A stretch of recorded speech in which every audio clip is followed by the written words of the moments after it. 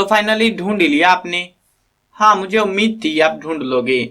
आज की इस वीडियो के अंदर मैं आपको बताऊंगा क्लास 10 जियोग्राफी, और इसके अंदर आपके सभी चैप्टर्स के इंपॉर्टेंट क्वेश्चंस की सीरीज चल रही है फिलहाल, जिसके अंदर मैं आज की इस वीडियो में 2 मार्क्स क्वेश्चंस कराऊंगा। बाकी वीडियोस नहीं देखी है, मैप वर्क भी है, मैप के important question 5 marks, 2 marks, 1 marks MCQ, सब कुछ आपको प्लेलिस्ट में मिल जाएगा। प्लेलिस्ट का लिंक नीचे डिस्क्रिप्शन में है। उसके अलावा मैंने बाकी के सारे चैप्टर्स करा रखे हैं आपको, तो उनकी भी चाहो तो वीडियो देख सकते हो यार। मन करे तो कोई चैप्टर समझना हो, डाउट हो आपको, तो आप समझ सकते हो। चलो अभी शुरू करते हैं। मैं हूं अजय और आप देख रहे हैं सीसीएल क्लास। अभी जो ये वीडियो बन रही है तो ये वेबसाइट पे आर्टिकल खोला हुआ मैंने, तो आप जो है डिस्क्रिप्शन में इसका भी लिंक चेक कर लेना। अगर आप चाहो तो इन क्वेश्चंस को डायरेक्टली जाके भी पढ़ सकते हो, वो आपकी मर्जी है। आप वीडियो देखना चाहते हो या वहां से पढ़ना चाहते हो।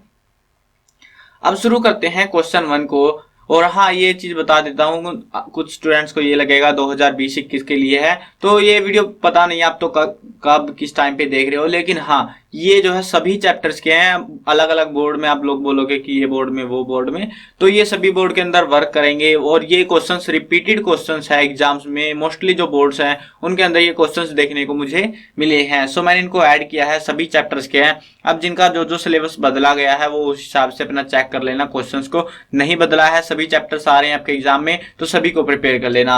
अब अपना चैप्टर देखना और फिर पता लग जाएगा आपको। अब क्वेश्चन 1 है, व्हाट आर बेसिक इंडस्ट्रीज।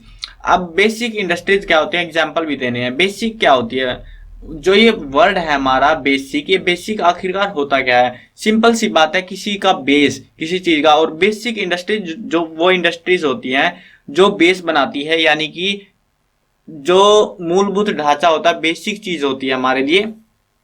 इसमें जो है ज्यादा आमतौर पे आप नॉर्मली देखोगे आयरन और स्टील इंडस्ट्री को काउंट अप किया जाता है। कौन सी इंडस्ट्री को? आयरन एंड स्टील इंडस्ट्री सबसे बड़ी बेसिक इंडस्ट्री माना जाता है आयरन स्टील इंडस्ट्री को, क्योंकि ये जो है बाकी जितने भी प्रोडक्ट्स है मार्केट के अंदर उनका बेस तैयार करने में मदद करती है। अब आप कोई इंडस्ट्री सेटअप कर रहे हो तो आपको जो है आयरन और स्टील के जो है मतलब प्रोडक्ट्स चाहिए होंगे, बहुत सारे अलग अलग स्ट्रक्चर्स चाहिए होंगे। उसके अलावा और भी बहुत सारे जो भी फंक्शंस आपको पता है कहाँ कहाँ आयरन स्टील यूज होती है। अब आप फिलहाल 10th में आ गए हो, ये चीजें पता है आपको। कॉपर, एल्यूमिनियम, ये सारी जो है इंडस्ट्रीज बेसिक इंडस्ट्रीज के अंदर काउंट की जाती है। अब कॉपर के वायर बनते हैं और वायर हर घर में मिल जाएंगे आपको, तो ये भी कैसी इंडस्ट्री है? Basic industry. एल्यूमिनियम से भी बहुत सारे प्रोडक्ट्स बनते हैं, गेट्स बनते हैं, वायर्स बनते हैं, तो ये भी मोस्टली घर में आपको, हाउसेज में आपको मिल जाएगी। तो ये 3 इंडस्ट्री मैंने आपको बताई जो कि बेसिक इंडस्ट्री है। आपको बस एग्जांपल देना है, आप इनमें से कोई भी एग्जांपल दे सकते हो, बट मैंने सभी को ऐड कर दिया, जिसका इन तीनों में से मन करे आप दे देना। अगला क्वेश्चन है, right the advantages of pipeline in transportation of petroleum and natural gas. हमें फायदा बताना है पाइपलाइन का transportation of petroleum and natural gas में क्या फायदा मिलेगा। अब आपको ये बात तो पता होगी कि जो पेट्रोलियम है और जो नेचुरल गैस है, नेचुरल गैस पेट्रोलियम के ऊपर मिलती है जमीन में। तो अब ये दोनों चीजें निकालते इसमें हम निकाल तो लेते हैं, ज्यादा परेशानी नहीं आती, थोड़ी बहुत समस्याओं का सामना करना पड़ता है, लेकिन मेन प्रॉब्लम क्या होती है ट्रांसपोर्टेशन की। क्योंकि जहां पे जो है पेट्रोलियम निकल रहा है, अब उस जगह पे सारा जो इंडस्ट्रीज वगैरह सेटअप नहीं की जा सकती, तो इसको दूर लेके जाना पड़ता है उस इलाके से। कहीं मतलब आग वगैरह कुछ भी रीजन हो सकता है, तो खतरा ज्यादा हो जाता है वहां पे। इस वजह से उसको दूर ट्रांसपोर्ट किया जाता है उस इलाके से। अब दूर ट्रांसपोर्ट करने में दिक्कत क्या आती है कि जो व्हीकल्स है कई बार एक्सीडेंट हो जाता है, तो जो पेट्रोलियम है, जो रॉ मटेरियल है पेट्रोल का, तो वो वेस्ट हो जाता है, गैस वगैरह लीक हो जाती है। तो सबसे जो बेस्ट वे है वो है पाइपलाइंस का आपका। अब यहाँ पे इसी को लेकर आपको 2 फायदे बताने हैं। एक तो ये सस्ता होता है, क्योंकि इसको एक बार इंस्टॉलेशन जो कॉस्ट होती है, मतलब पाइपें बिछाना, तो वो खर्चा तो आएगा, लेकिन उसके बाद में मजा ही मजा है, क्योंकि पाइपें जो मेंटेनेंस है वो बहुत कम मांगती है आपसे। तो ये बता रखा है, it is a cheap mean of transport in inaccessible areas, dense forest, desert and so and on high mountains. अब कैसा भी इलाका हो सकता है, लेकिन हाँ ट्रांसपोर्टेशन चाहिए, मतलब रोड्स चाहिए। कभी भी बाढ़ कुछ भी आ जाता है तो उसमें वो रोड्स बंद हो जाते हैं, सर्विसेज बंद हो जाती हैं।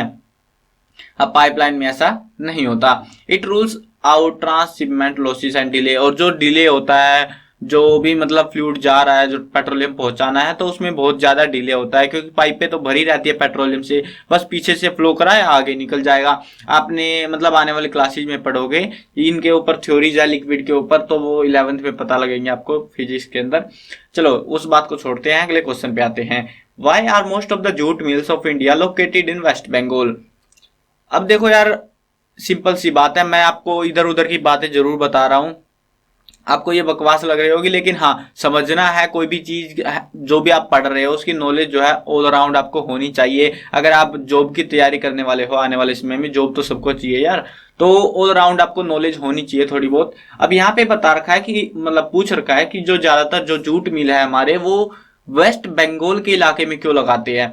अब क्या हुआ था, जब भारत का बंटवारा हुआ तो भारत और बांग्लादेश जो है सबसे बड़ा इलाका है भारत का, जो वेस्ट बंगाल का इलाका और बांग्लादेश का इलाका, वो मतलब बहुत बड़ा इलाका है जहां पे जूट पैदा किया जाता है काफी बड़ी अमाउंट में, क्योंकि वहां पे जो है सारा मतलब वाटर का सिस्टम और सारा जो भी चीजें चाहिए होती है वो सारी वहां पे अवेलेबल है। और सबसे अच्छी बात यह है कि उसको एक्सपोर्ट करना इजी है वहां पे, क्योंकि वहां पे से सीधा जो है आपको सीवे मिल जाता है, मतलब वाटरवे जिसको बोलते हैं, और रेलवे वगैरह लाइंस तो है ही।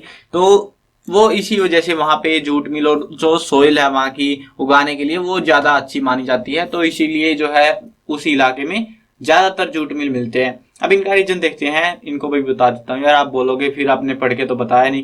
तो jute mills of India located in West Bengal mainly along the bank of Hooghly river because of jute producing areas in expensive water transport, मतलब सस्ता है water transport, supported by a good network of roadways, railways, waterways to facilitate raw material to jute mills. अब raw material कहाँ पे पैदा होता है वो भी आपको पता है, वेस्ट बंगाल में और बांग्लादेश में। तो अब पहले जो है ना भारत, मतलब जब बांग्लादेश इंक्लूडेड था भारत के अंदर, बांग्लादेश और पाकिस्तान, उस टाइम पे भारत जो है सबसे बड़ा मतलब एक्सपोर्टर था जूट का। अब फिलहाल जो है बांग्लादेश काफी बड़ा हो गया, मतलब क्योंकि ज्यादातर जमीन उसके हिस्से में चली गई है, वो भी ज्यादा भारत से ज्यादा प्रोडक्शन करता है। बट हाँ फिलहाल भी भारत ज्यादा एक्सपोर्ट करता है, क्योंकि हमारे यहाँ पे जूट जो है बहुत महंगा पड़ता है, तो भेज देते हैं बाहर ही।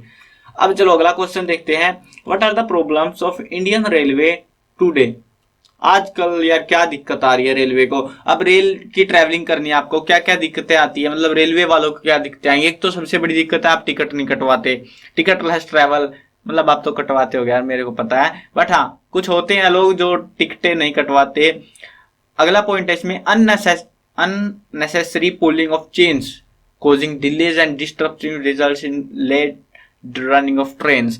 तो इसका मतलब ये है कि कुछ लोग जो है मतलब किसी का मोबाइल गिर गया, चेन खींच के बैठ गए कि मेरा मोबाइल गिर गया, किसी का कुछ हो गया चेन खींच के बैठ गए।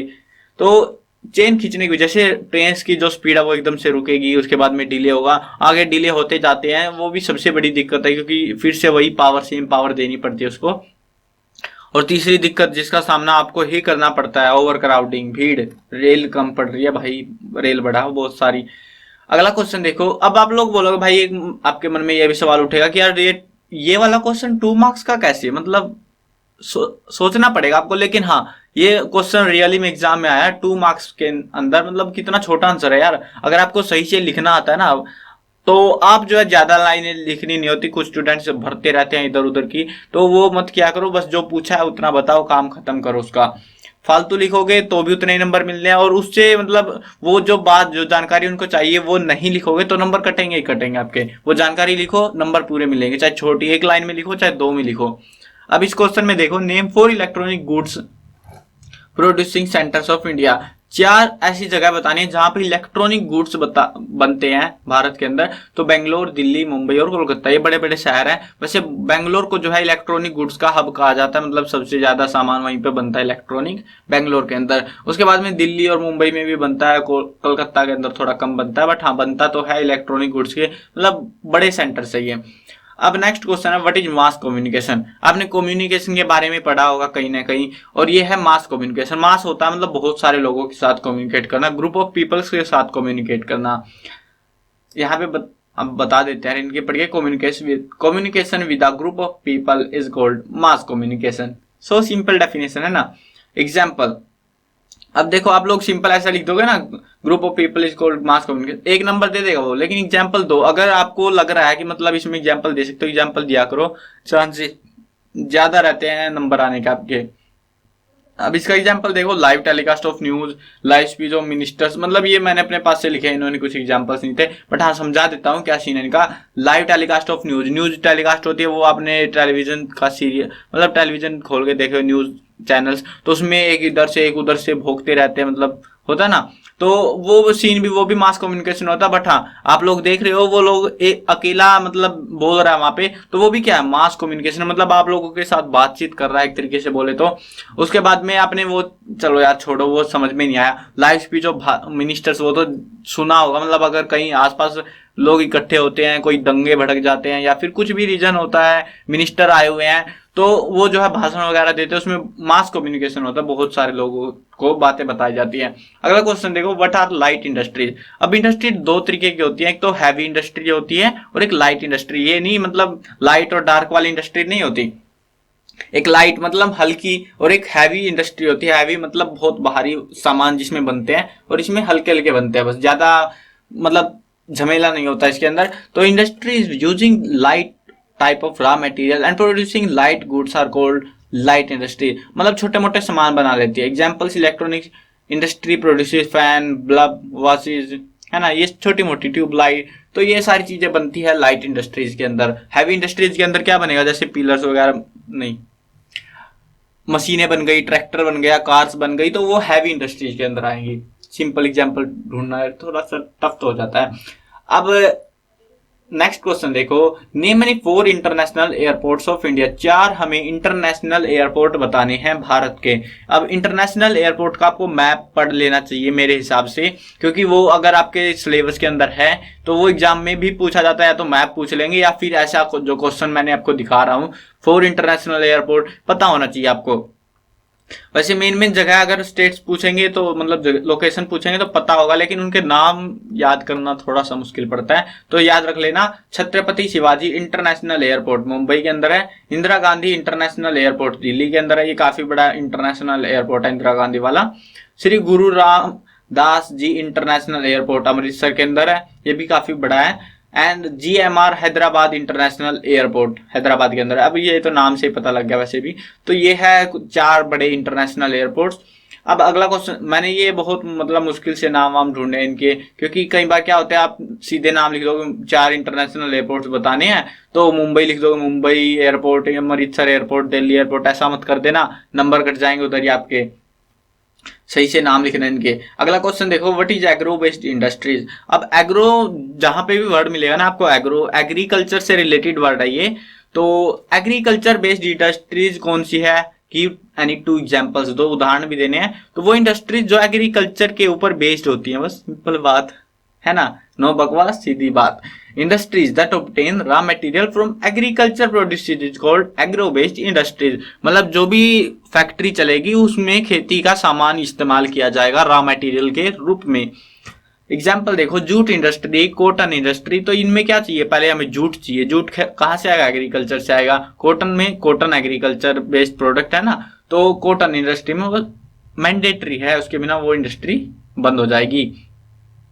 नेक्स्ट क्वेश्चन देखो, what is potential resources, give any 2 examples. Potential resources क्या होते हैं, देखो रिसोर्सेज आपने चैप्टर 1 का क्वेश्चन है ये, तो रिसोर्सेज का तो पता ही आपको, वो चीजें जो हमारी जरूरतों को पूरा करती है, बट यहाँ पे बात आ रही है पोटेंशियल की, मतलब एक तो हम काम कर रहे हैं, ठीक है, थोड़ा सा काम किया वो भी ठीक है, लेकिन अगर हम बहुत ज्यादा मतलब हमारे अंदर कितनी शक्ति है काम करने की, तो उसको हम बोलते हैं पोटेंशियल, की कितना मैक्सिमम हम निकाल सकते हैं वहां से, तो उसको उन टाइप के रिसोर्सेज को हम बोलेंगे पोटेंशियल रिसोर्सेज।